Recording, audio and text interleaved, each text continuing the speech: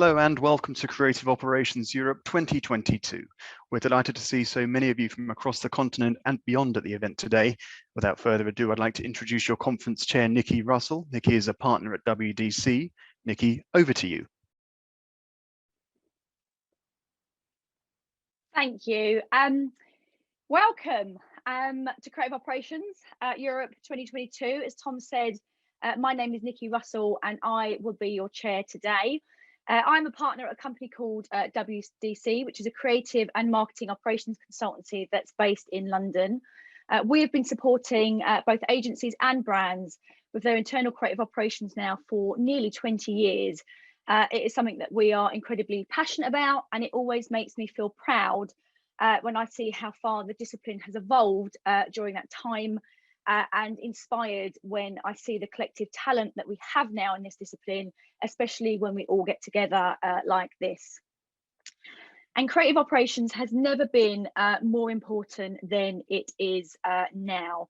But from the helicopter view of senior management, the value contributed by creative operations can be too easily overlooked. And there can be this assumption that they're just there to oil the wheels and keep the trains on the track, but with no real sense that they have a strategic or creative role to play. Thankfully, we have seen this attitude recede over the last couple of years, and as the production landscape has rapidly changed, the need for creative operations has become much clearer. And I don't need to tell you, but today's marketing output is just dominated by a combination of always-on content and high-volume, multi-faceted assets. So the challenge of organising who, when, and how to produce this unprecedented volume and diversity of output has propelled creative operations into a new, much more valued role. But more importantly, I think the case for involving production and delivery strategy upfront in the creative process, it's no longer about feasibility checking, but it is there to help influence and shape creative ideas. Because as technologies keep changing, new creative possibilities are emerging all of the time. And instead of it being seen still largely as a bit of a coal-faced discipline, creative operations is now rightfully taking its place at the top table, contributing to the strategic direction of business and involving, ensuring the future health of creative agencies, both internal and external. And this is crucial because, you know, we all go through an unprecedented period of change and uncertainty, and we are experiencing changes to absolutely everything we touch. So from the media landscape to production technologies and delivery models, and that is going to be ongoing, and they will keep evolving all of the time. And I know I am biased, and probably everybody here is biased, but who deals best with change in any creative organisation? And who pivots and finds a way of making things work when everyone else is kind of reeling at the latest setback. I think we all know that the most solution focused people in any creative organisation is creative operations. And if you use them correctly and they have the tools they need, you won't just see them as the connective tissue in a complex and ever-changing ecosystem, important though that job really is, but they will also bring their operational mindset into the heart of your business, enabling you to pivot, respond to new challenges and opportunities with the attitude and the skills to actually make change happen. So there is a huge competitive advantage up for grabs as delivery models shift and mutate in the coming years, and an empowered creative ops team can seize those opportunities for your business. And we are seeing that it is increasingly being seen as the single point of success or failure in any creative organisation.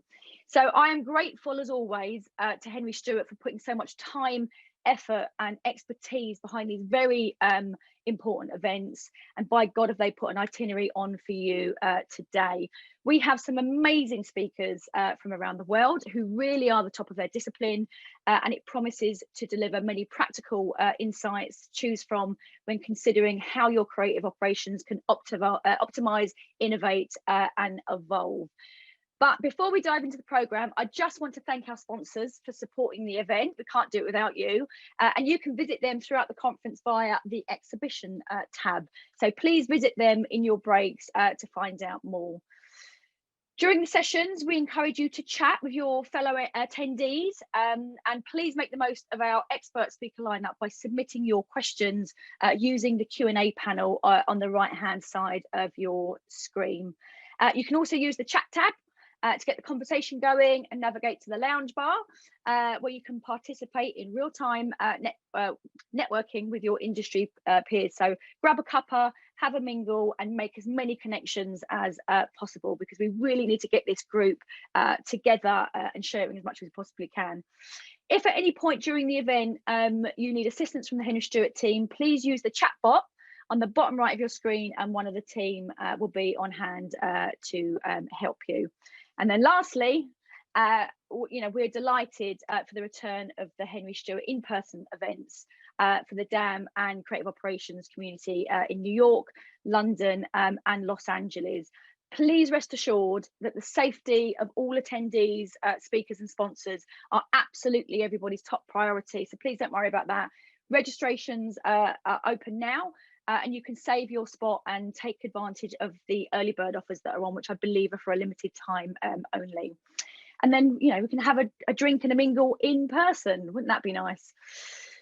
Right, let's crack on, because we have a bumper schedule for you today. I am delighted to introduce you to our first speaker. We are very lucky to have Martin Coppola, who is the global creative lead from Lego, as our guest speaker. I think we can all agree that Lego is one of the most creative brands in the world and has been inspiring us for generations. And Martin is going to let us know how they cultivate that creative culture and the results that that brings. So Martin, over to you, my love. Thank you very much. And thanks for having me, for inviting me to Creative Operations Europe 2022. Honestly, it's amazing being here and doing this and bringing a little bit of what a great culture that we are doing also here at Lego, bring it to you guys, and hopefully you can enjoy it. But to start with this, first I want to take you through what my experience and what I learned in these 20 years of working in advertising, and what I feel like it's very important, what is creating your own culture to get better results. And I would like to start talking about success. And success is not only about awards, it's not only about how many clients you have.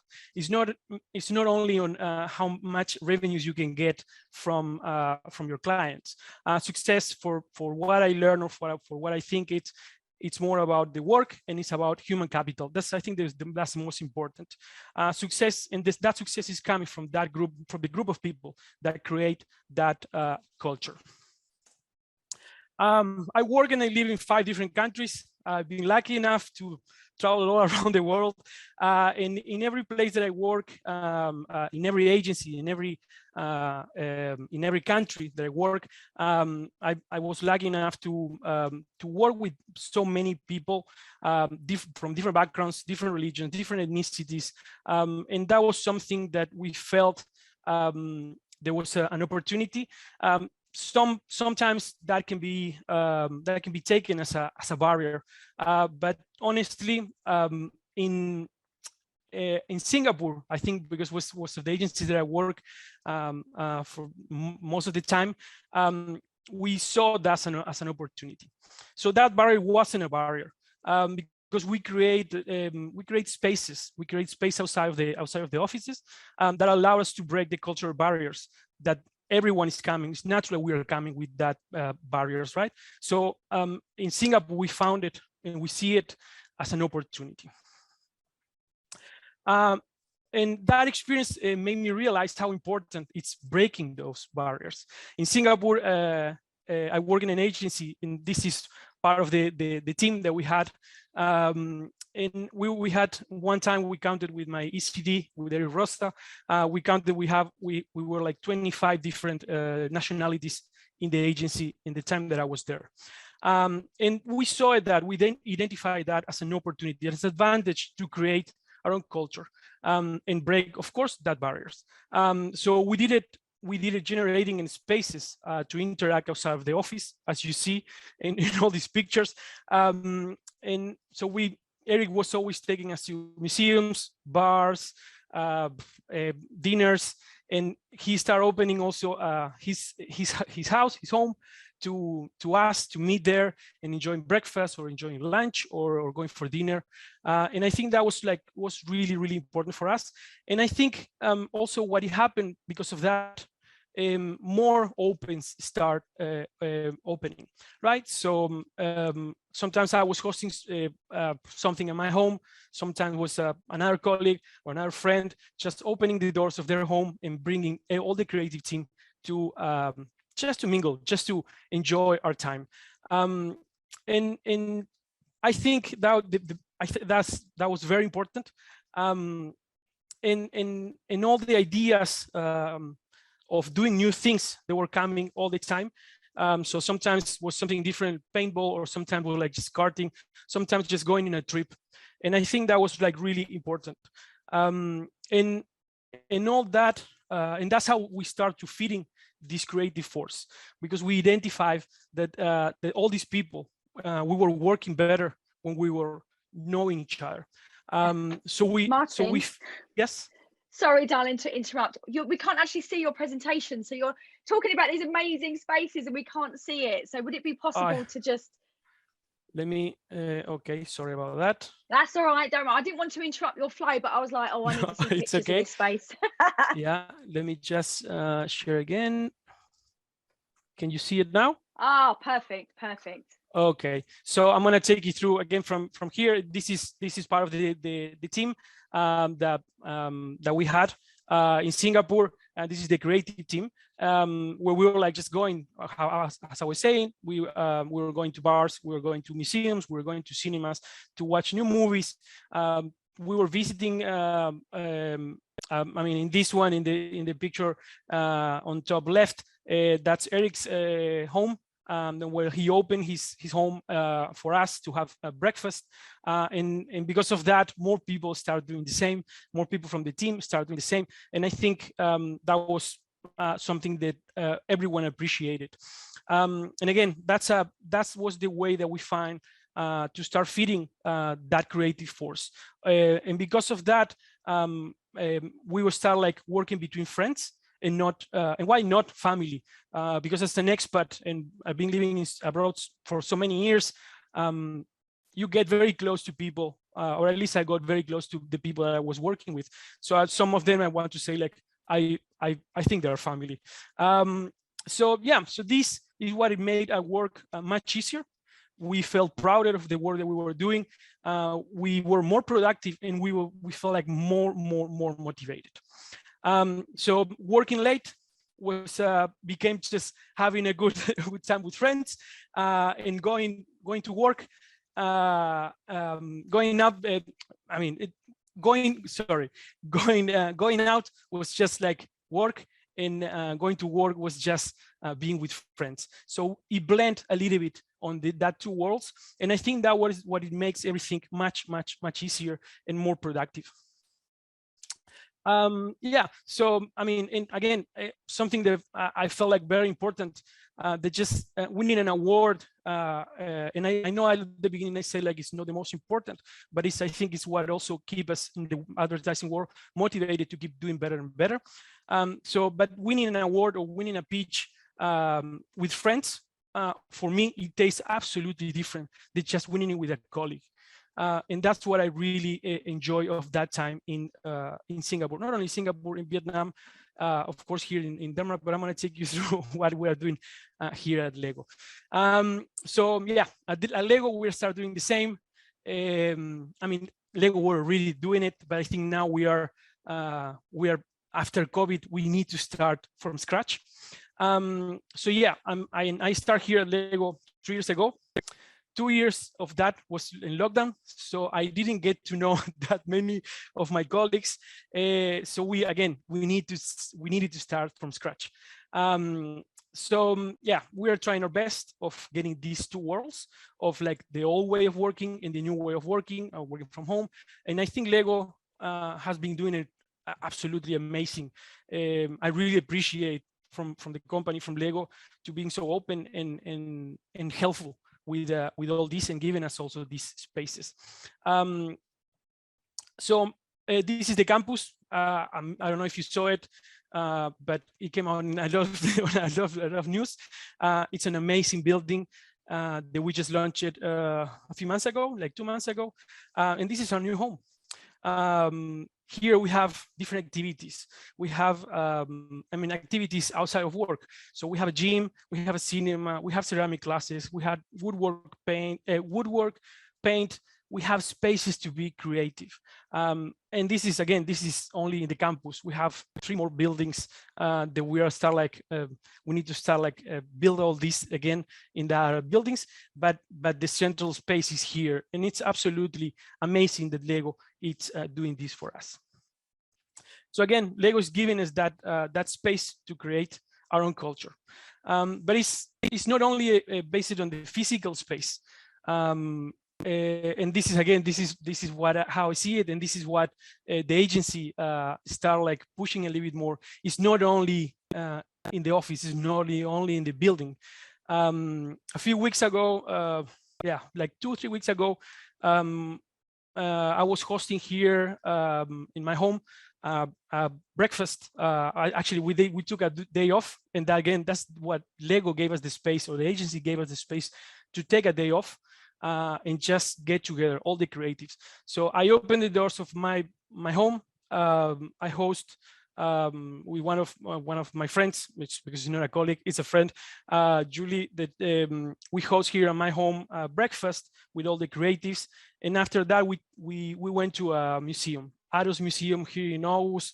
It's an amazing space. It's an amazing museum that we were lucky that the exhibitions they are now are absolutely beautiful. So after the breakfast, during the breakfast, actually, what happened, we start get to know each other again. Because after the lockdown, after 2 years of just working from home and seeing each other on the camera, I think we really need it. So that's why we start with this. We host it, we start talking and get to know each other again. And also there was a lot of new people that they joined during the lockdown that we never saw each other face to face. So I think it was also a great opportunity to get to know the new people. And I think everyone enjoyed that space. Everyone enjoyed that time. At least, the creatives, I know they maybe sometimes the accounts or business people, they want us to be in front of the computer all the time.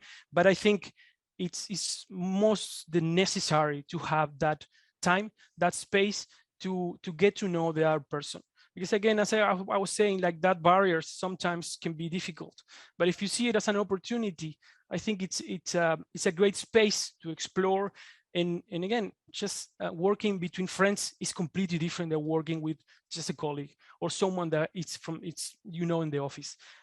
So again, I think my recommendation for this, it's if you want to get the best results from your team, just give the space to create your own culture, because I feel it's really important, and it's more than necessary in these times after coming from this lockdown. From COVID, that everyone is suffering, to get to know each other again, and because of that, I can assure you, you're gonna get better results for your company. So yeah, I want to thank you everyone for listening, and if you have any questions, please shoot. Thank you, Martin. Sorry about that little hiccup earlier. Now, sorry I interrupted you as well, but I was like, we need to see these pictures. A couple of things. What I think, creating a creative culture is such a difficult thing. What are the biggest barriers do you think there are to creating a creative culture? I think the biggest barrier is when people start seeing the work is just work.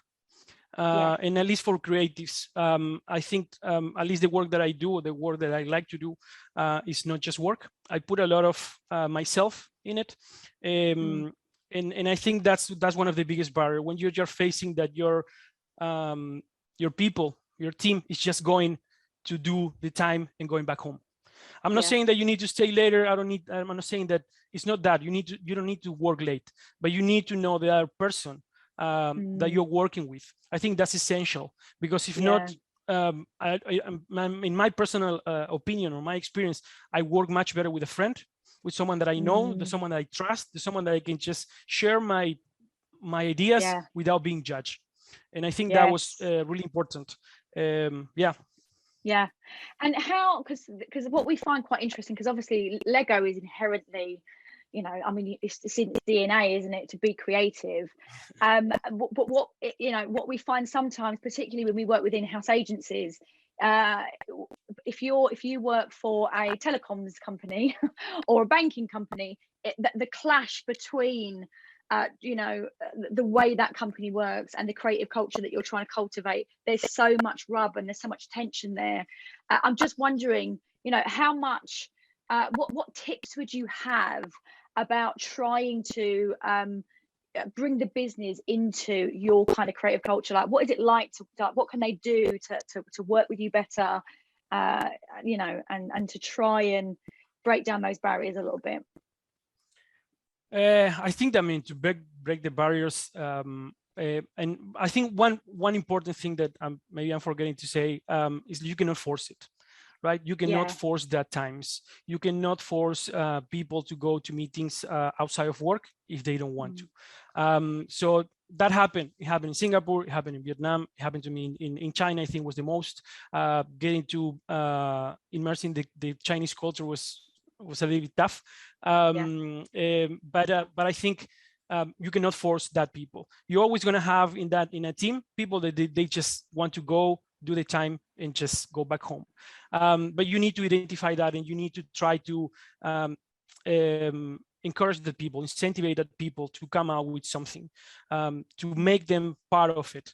So it's not like putting it in the spotlight. It's just saying like, what would you like to do? How do you want to get involved in the team? And I think that's really important. That's also, I mean, that's another thing that is really important in all this. I think like, again, it's really, it's not easy to break the barriers, but in my experience, or at least what we did in all the agencies that I work, we did it like that. Let's go enjoy like a pizza, a beer, and we start like that. Let's go to watch a football match all together. And there's a lot of ideas, to be honest, that they come out from just enjoying a beer, or again, just going for a run, or to the beach with a colleague or with a friend. And making it a not so kind of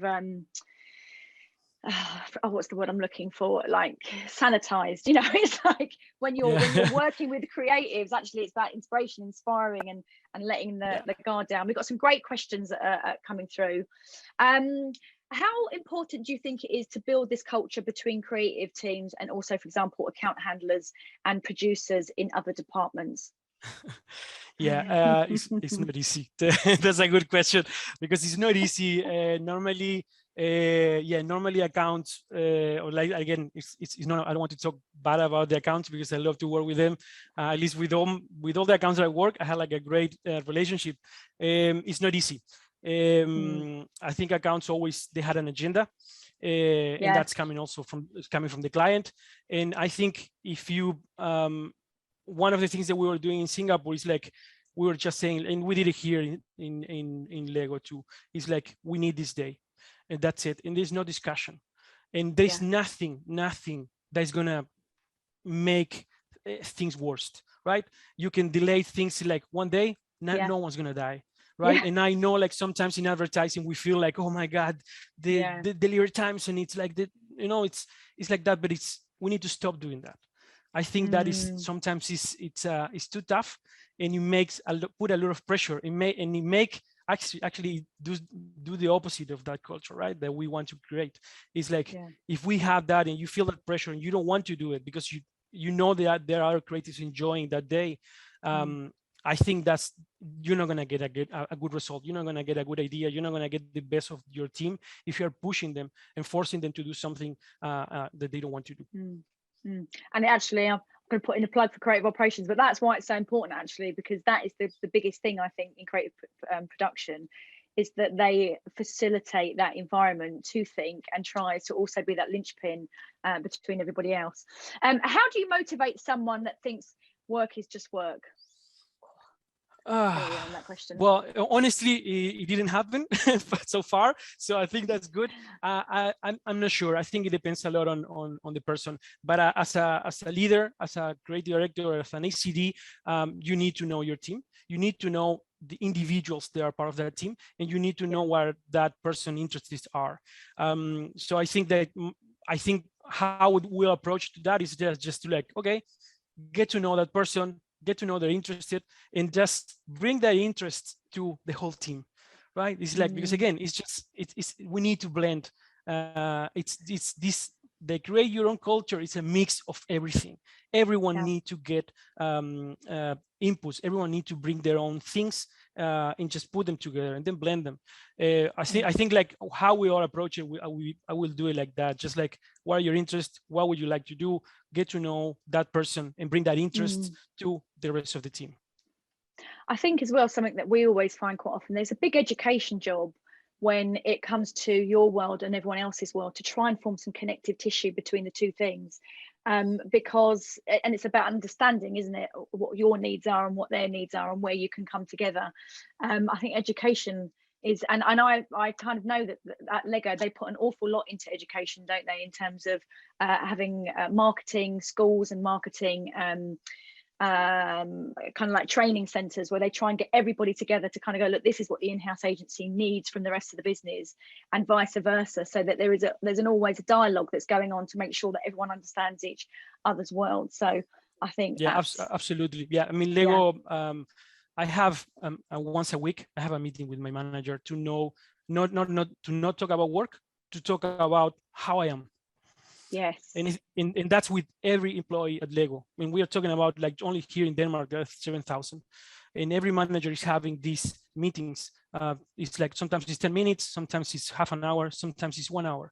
But it's really important. And I think Lego, it's something that it's doing it, and it's doing it in a very right way. And just like a tiny anecdote, when I moved here, the first thing that my manager told me, my previous manager told me, is like, are you happy? That was the first thing, the first meeting that I had with her. She told me, like, we need to know that you're happy. If you're not happy, you're not going to do your best. And I think that was really important. That's what I love to work here at Lego. They really respect the people that working with. They gave us that space. They ask for us. They tell us their concerns, and their concerns is our happiness. Their concerns is like doing better every day, and having that spaces are really important. I think psychological safety, particularly in creative development, as you say, you need the space and you need to be able to feel like you can make mistakes. I think that is so important in creative culture, isn't it, to have that psychological safety, so that you know that actually you might say 20 things wrong, but one of them might be genius. So it's but you have to have that space, don't you? And I think agencies are quite good at knowing that. In-house agencies, I think sometimes, because it's all about pressure, time, pressure, money, I think sometimes it can be slightly more difficult, can't it? But I mean, honestly, since I moved from external agencies to in-house agencies, I love, besides this Lego, I think in-house agencies are really good. At least, I mean, again, I don't know how other internal agencies are, but in this one, it's really good. We are really trying to encourage people. We're trying to get, again, we start like getting this culture, and I think it's basic. It's basic math, you know. And I know sometimes it sounds a little bit crazy, but yeah, I mean, I wouldn't say like I will never go back to a external agency. Sometimes I miss a little bit of the rush of, we need to work late here. Lego doesn't happen that much. So sometimes I'm missing a little bit of that. But at the same time, I don't. I don't know if you get it, but it's a very thin line. And in the external agencies, the culture is quite different from the in-house agencies. And again, there are things that I miss from the external agencies, and there are things that I love from this in-house agency. So again, it's just, I think like right now it's trying to find that balance, and trying also to create this culture of bringing people from external agencies inside of the in-house agency, and start to trying to find that balance. And that's what we are trying to do here in the Lego agency. Yeah, well actually that was leading me on to the next question, which actually is, how do you find that balance? Like, how do you balance that time for culture, and especially kind of like those busy periods? Because again, it's like, I think it's very well, a creative culture is something that you inherently get in an agency. It's so much harder in an in-house agency. So by trying to get that balance and finding that time, is it just something that you're really insistent on, that you need that balance? Yeah, I mean, right now we're gonna move offices. So from the agencies working now, we're gonna move to another office, the same town in Billund. So the first things that they did when they communicated that was they put us all together and say, like, what do you want of this space? What do you want this space to be? And we're having meetings every 2 weeks with people coming with ideas and saying, like, I think we need this. I think we need this. I think we need that and that and that and that. And again, it's how Lego does it. And I know, like, sometimes in external agencies it's not that easy. But again, when I was in Singapore, I was working with one of my friends. We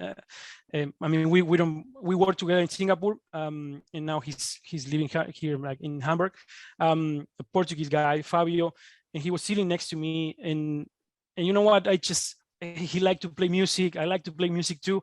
I just bought a guitar, and I went to the office and I came with a guitar. And I know some people hate it, but I talked with my ECD and say, like, we need this. Yeah. Because this is the moment of jamming. Not jamming music, just jamming ideas. And my ECD was like, you know what? Yes, but do it in that room. Don't do it in the open space. So again, it's finding that things, like finding that moments, and also let the team come out with these things and open that space for them to bring a guitar that I know was very disturbing because it was an electric guitar.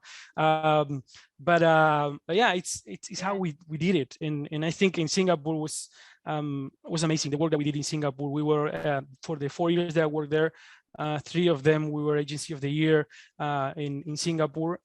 We won a lot of awards, and again, it's not like we are measuring only in awards or revenues or all that, but it's really important because that kind of things bring the whole team together. When you win like a lion, or when you win a pencil, it just bring the whole team together, and it's like the moment of celebration, right?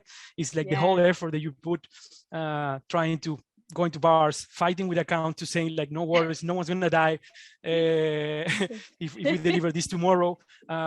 It showed at the end of the year, right? Because we measured the year in Cannes, basically. So I think that was great. Yeah, I like what you say about the guitar. I remember the first, I'm going to show my age now, but the first time we started having Scandinavian creatives start coming into our London agencies, and they, we'd have this can sound awful, but we'd have the British teams come in with a print ad, and all of a sudden Scandi teams kind of they'd taken the product and they'd make a musical instrument out of it, or a digital app, and we were like, oh my God. But it is that melting pot of creativity, isn't it? It comes from everywhere, and actually if you can harness that in your space, it will come out in the work. Although you might be locked in a room for the guitar. Not that I'm saying you're bad at guitar, but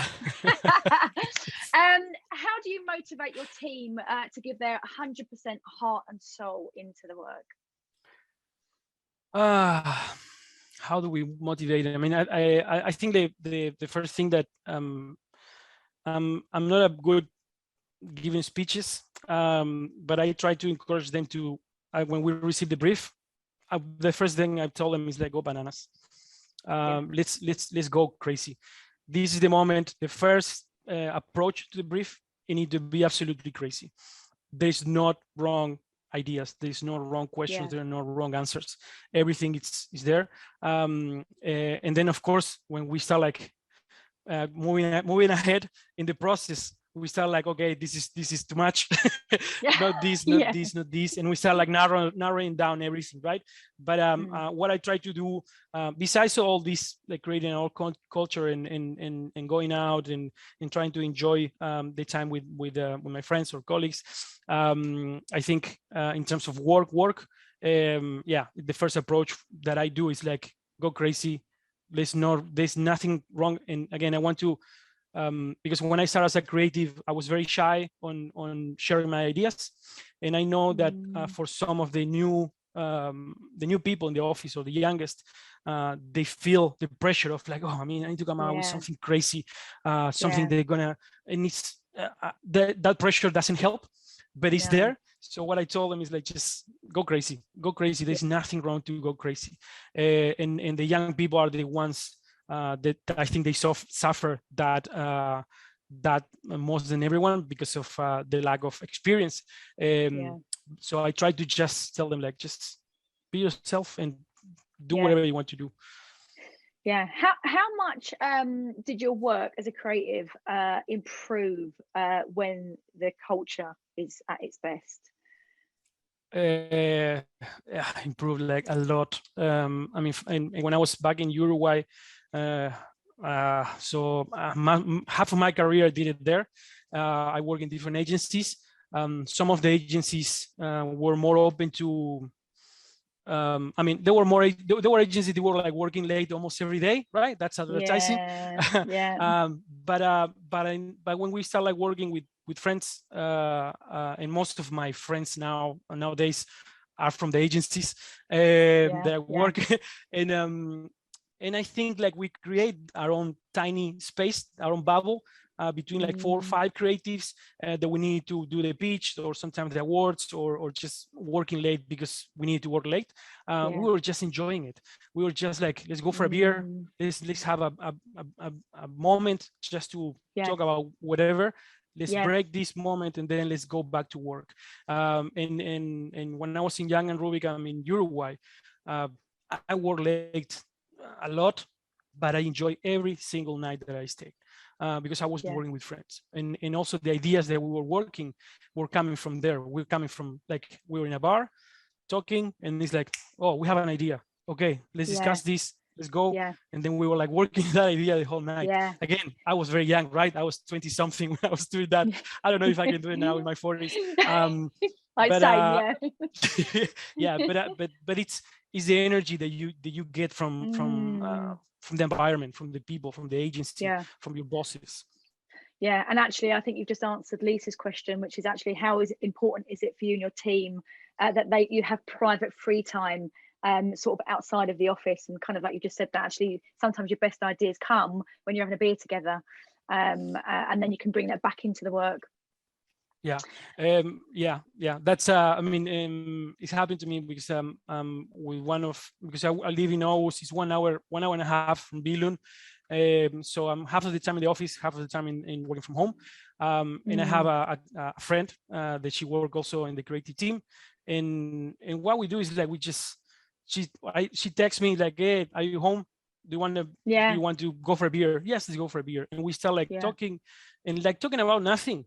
And then it's like, this is an idea, this is an insight, this we can apply like this, and that's are the moments that I enjoy the most, you know, like I'm working but not working, and I'm in my free time but no free time, and again, maybe it's because I really enjoy being a creative and I really enjoy my work, but yeah, you need to feel that passion. If you don't, you're gonna suffer for sure.